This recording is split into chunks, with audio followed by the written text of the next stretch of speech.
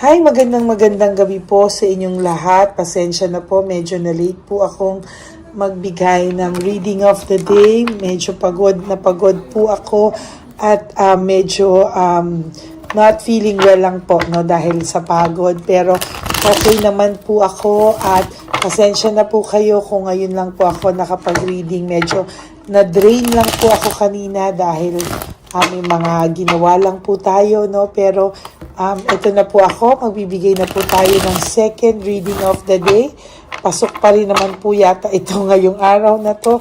So, mamaya po ay amin po itong i-edit, no? Yan. At ipopost at a-upload po natin ito, no? Tingnan po natin kung ano po ang makikita natin para sa second reading of the day. Pili na po tayo ng 10. Yan, papipiliin ko po ang kuha ka ng 10. So, tinitrain ko, dito anak. Dito. Hindi, dito ka muna bumunot. Yan. Tinitrain ko na po ang aking mga susunod na tagapagmana. Dito anak. 1. Pili ka 10. 2. Yan. Yan po ay aking tinitrain na habang bata pa. Ganyan po ang ginawa sa akin ng lola ko. 1, 2, 3, 4, 5. Dito ka. 6. Sige. 7.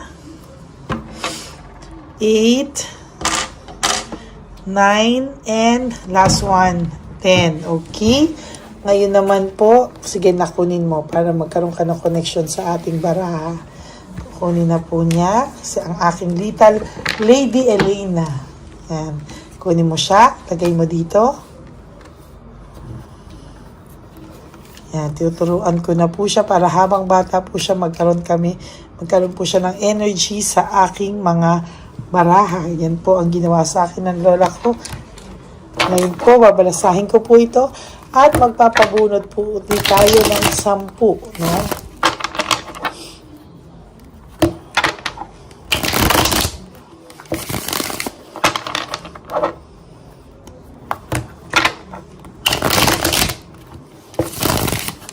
Ayan po, kitang-kita nyo po na ito po ay ating nabalasang mabuti.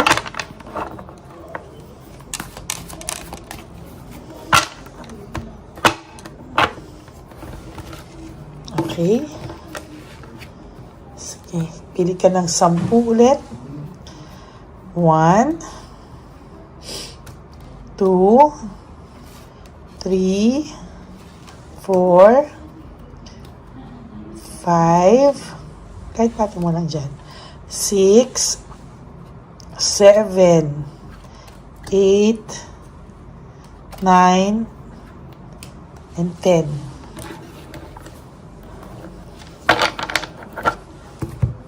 Okay, kunin mo na.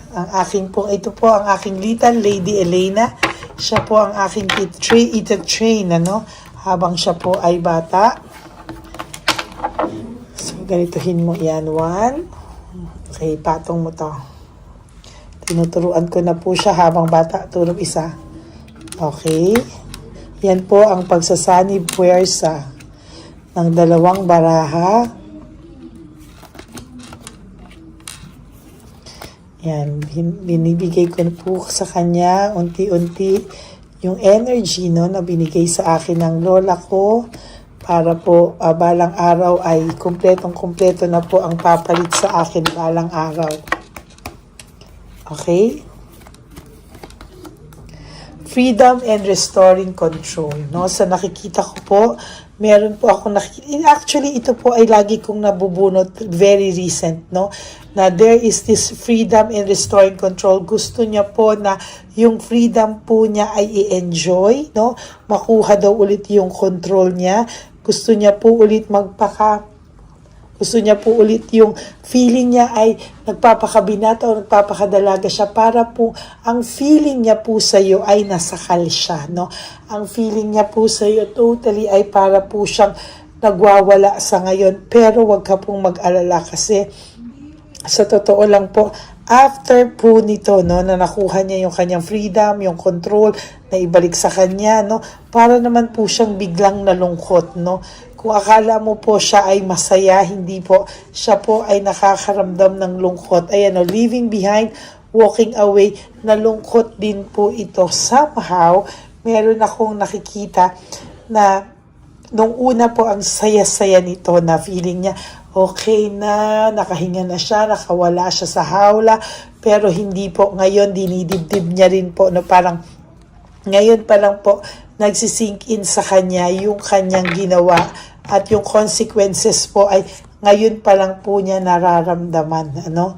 Sa totoo lang po, lack of commitment, hindi na rin po niya kayang ibigay sa kahit kanino sa ngayon yung commitment na naibigay niya na rin sa'yo. No, parang somehow, ang nakikita ko po dito ay meron po akong nakikita dito na kahit papano po ay sa'yo pa rin po yung pinaka-commitment. Sa'yo lang po siya nakapag-commit ng ganon.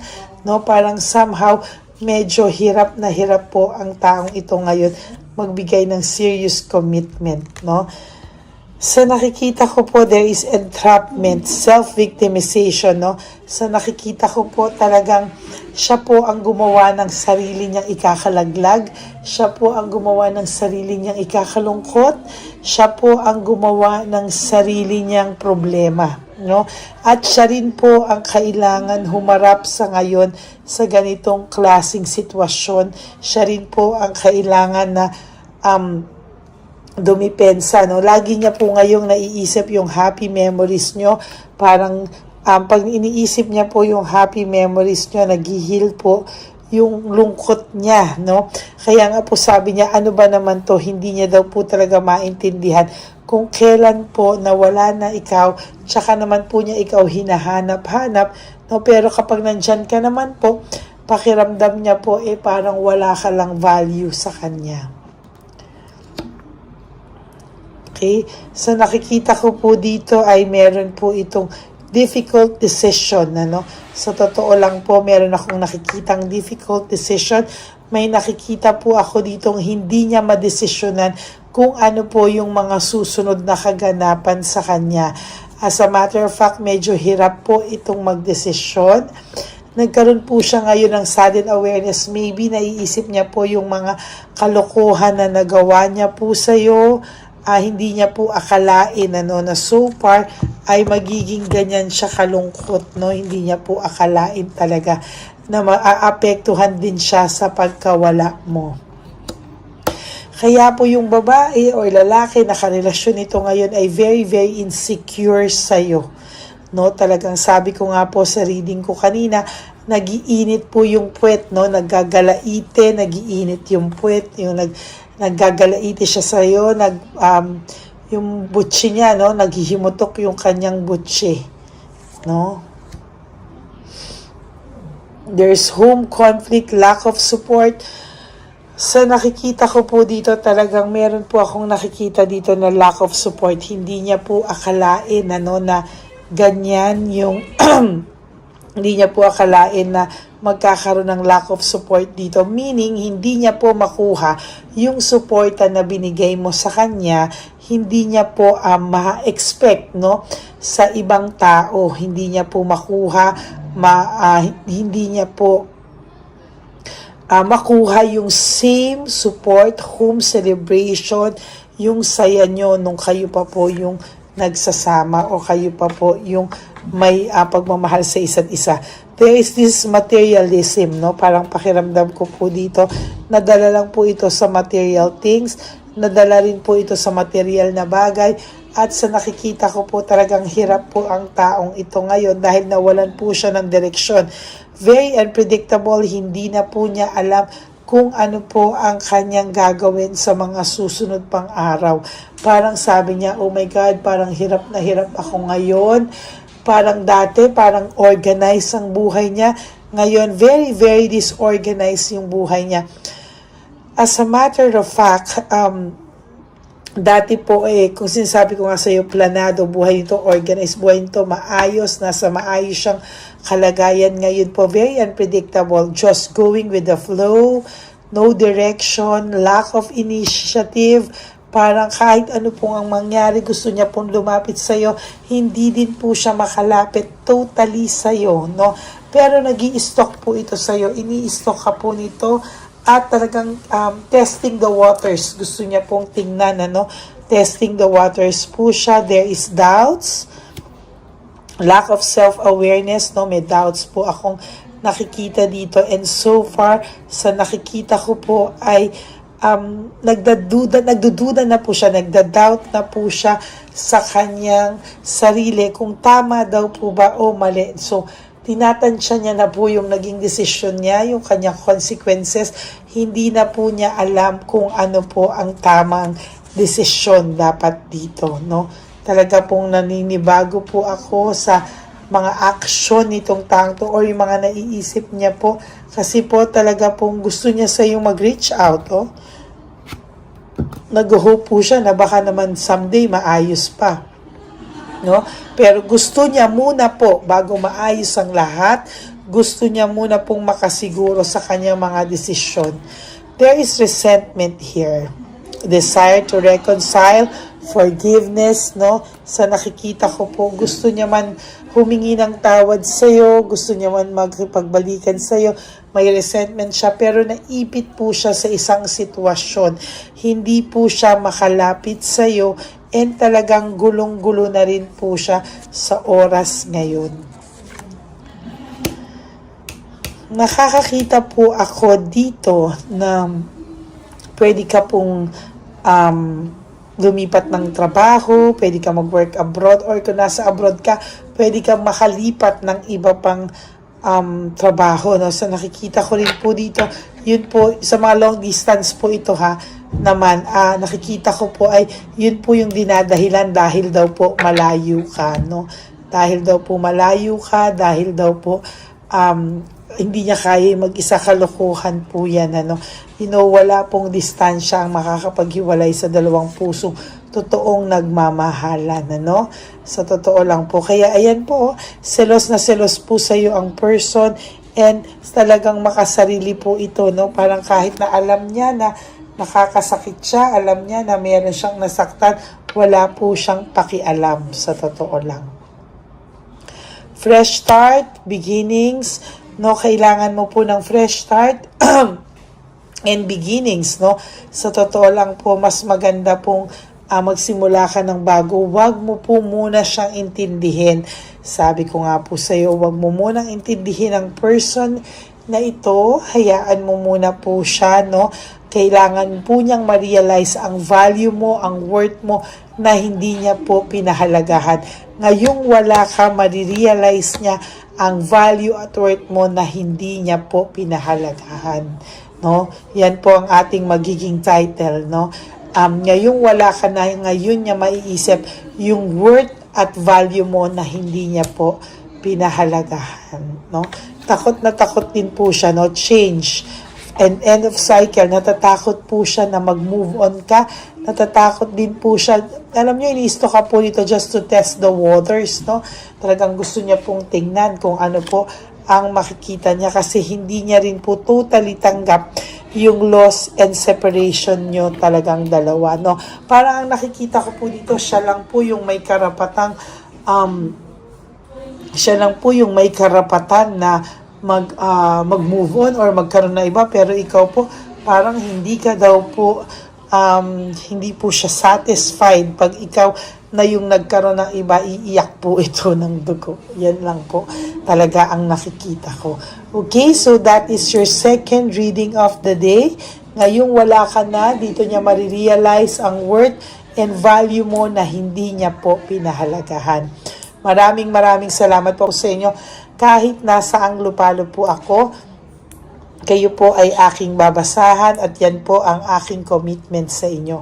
For those of you who would like to have a private reading with me, you can message me po at Ladyly Elena, that's Ladyly Elena.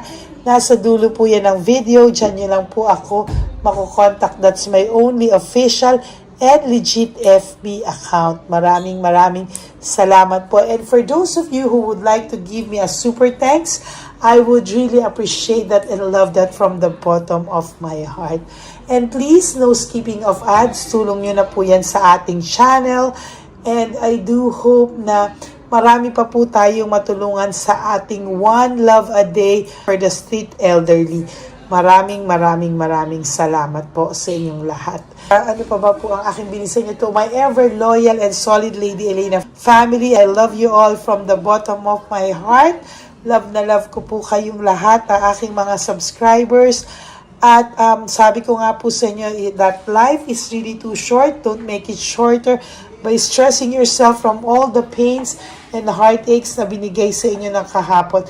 Just surrender everything to the divine universe and just let go and let God write your life and love story. Magbabalik po ako bukas for another set of reading. Huwag po kayong malulungkot ha. Ako po ay magbabalik. Magandang gabi po sa inyong lahat. At I will all see you again tomorrow. May God bless you everyone. I love you all from the bottom of my heart. And good night po sa inyong lahat. Bye!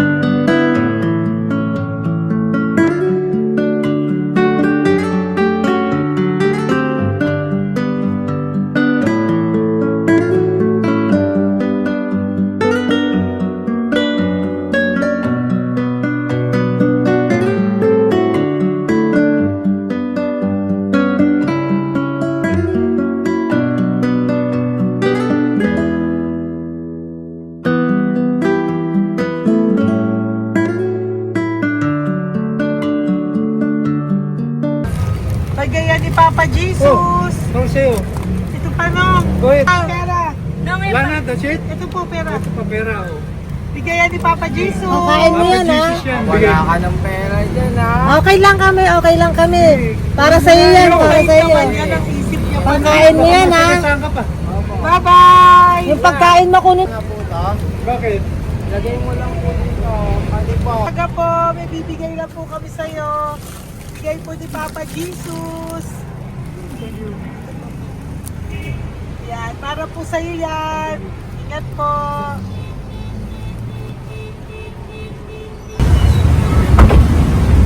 Gandang tanghali po. May bigay po si Papa Jesus sa inyo. Salamat po. Salamat po. Ito po. Salamat po. Tigisa po kayo sa Pampaw. Thank you po. God bless po, nanay. Apo. Salamat po.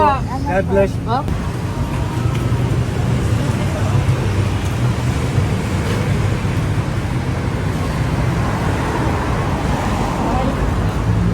Bigay po ni Papa Jesus sa inyo.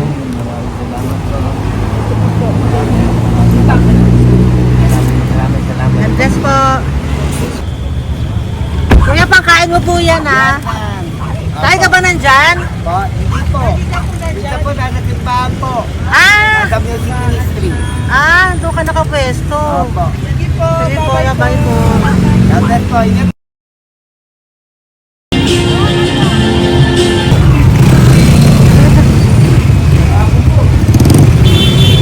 Pabigay po ni Papa Jesus.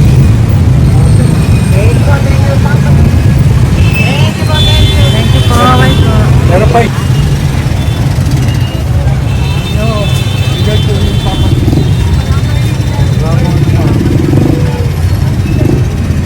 Yun.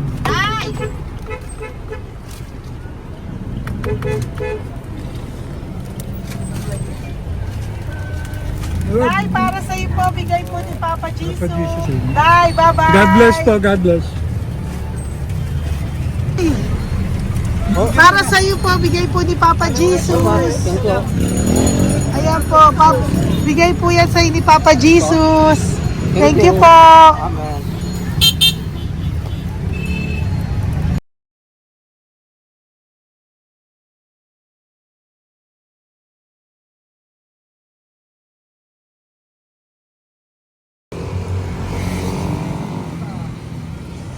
Bigay ni Papa Jesus.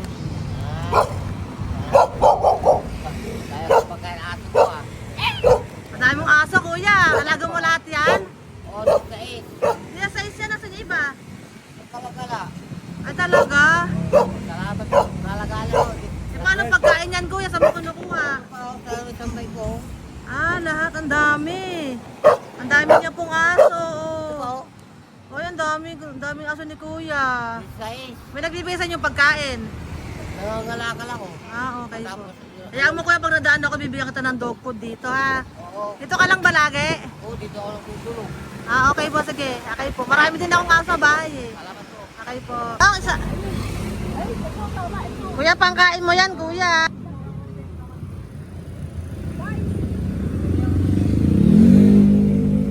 Nangangalakal ka, kuya? Sige po, thank you po. Maraming salamat, ma'am. May pagkain ka, nanay. Sa hirap ng buhay ngayon. Ba't nandito ka, nay? Tagasan ka ba? Yung arthritis ang sakit ko eh. Tagasan ka ba, nay? Sa plado eh. Sa Pladway. Oo. Okay po.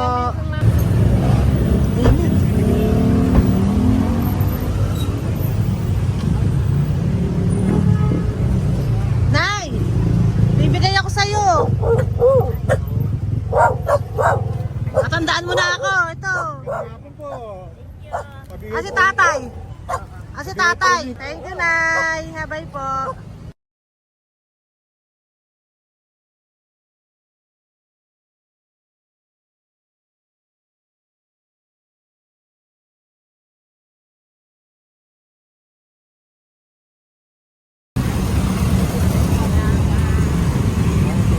God bless, Nay. Thank you po.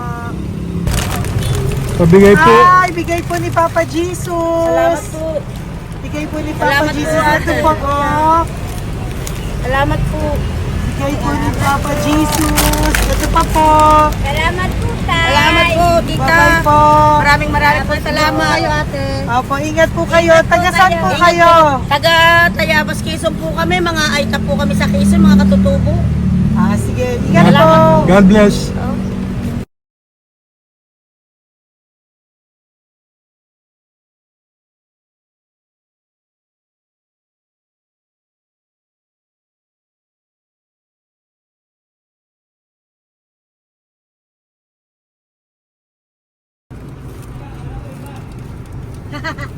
Tay, Tinatawag niya bigay po ni Papa Jesus. Thank you po.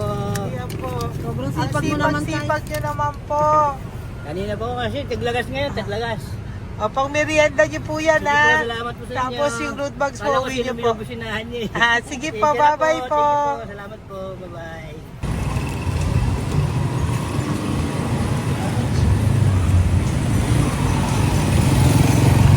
Brother! Basta, mabigay ni Papa Jesus ang sa'yo. Ang kaya mo yan, ba't hindi ka makatayo? Na ano ka? Ah, okay. Sige, bye-bye. Hello po! Tama. Para sa inyo po, bigay ni Papa Jesus. Thank you very much.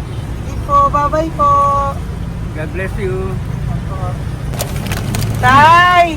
Magandang hapon po. Bigay po ni Papa Jesus. Ito pa po, Tay. Para sa inyo po. Bye-bye po.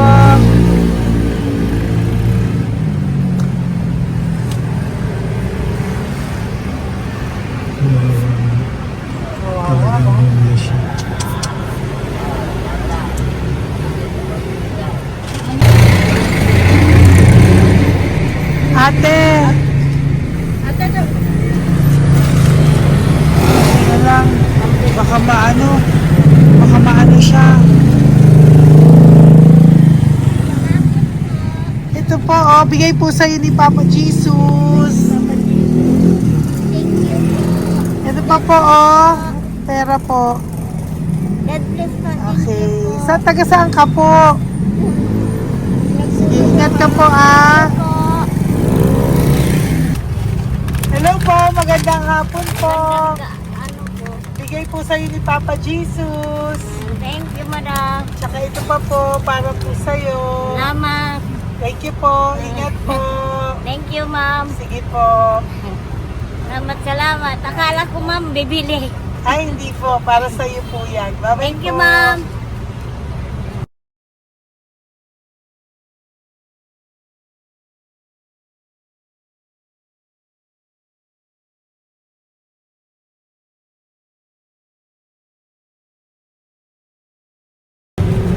Hi. Hirap na hirap. Bibigay po ako ng buso. Hirap na hirap Dito siya. po tayo, dito pa kabila. Hindi mo siya lies pa yan. Kawawa naman. Tay, magandang araw po. Oh Lord. Bigay po ni Papa Jesus. Ay, ito po, ano, pangdagdag po. Dagdag po. Bigay po ni Papa Jesus. Thank you po. Thank you po. Kawawa naman. Diyos ko, hindi na siya makaano ko. Ano? Ang lamang, may tatalingin lahat. Ano kami yun, narinig ko lang. Siyempre, ang bigat niya.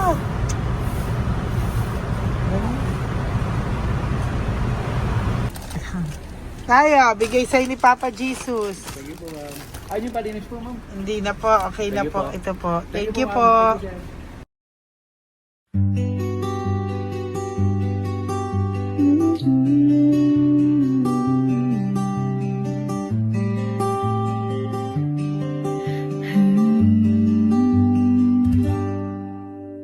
Nasa panahon ako ng kalungkutan, panahon na hindi ko alam ang gagawin. Nalilito, naguguluhan, nagtatanong sa sarili, ano nga ba ang gagawin ko? Nang biglang nag-browse ako sa YouTube at biglang lumabas ang channel mo, ang mensahe na noon ay nilabas mo. Angkop na angkop sa nadarama ko. Unang beses lang dumaan ang channel mo sa browser ko. Hindi ako nagdalawang isip na hanapin ang Facebook account mo at mag-message sa'yo.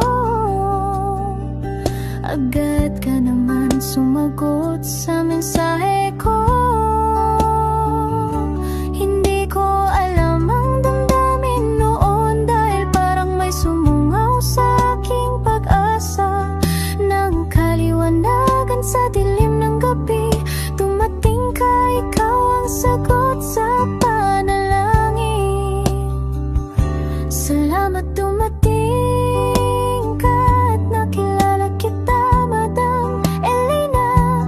Nabago mo ang pananaw ko. Noon ay malabo, ngunit ngayon ay may linaw na tinatahak. Salamat sa Diyos, ikaw isang anghel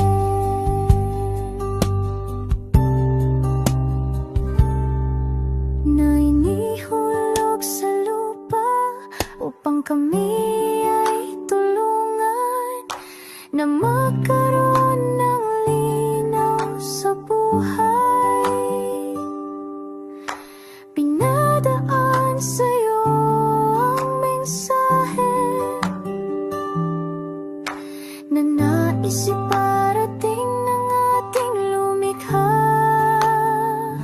Salamat sa buhay mo at sa pagdating sa buhay ko.